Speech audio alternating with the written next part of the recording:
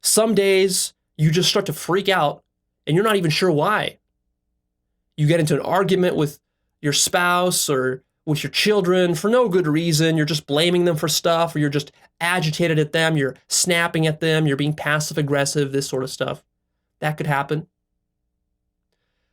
Definitely expect ego backlash. This will surely happen to you at one point or another.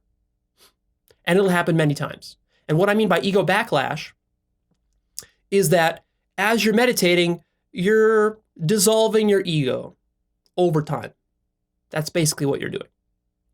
But when the ego gets dissolved too much, too fast, what it does is it tends to come back with even more force than it had before. And when it does, it starts to really behave in nasty, petty, egotistical ways, which is exactly why you might start to get into arguments with people that otherwise you shouldn't have gotten into.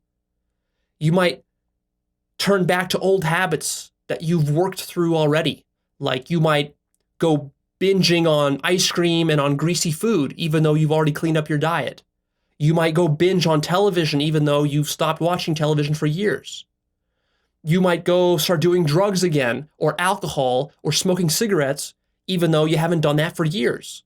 You might go on a sex binge and go sleep with a bunch of random strangers on one-night stands, even though you don't usually do that. You might get addicted to money again. Maybe you've weaned yourself off the pursuit of money and the pursuit of success in business, and then you've been meditating a lot, and all of a sudden it's like, oh, my business, I got to get back to my business. I got to earn more money. And then you'll go and start chasing that again. So this is all stuff that I call ego backlash.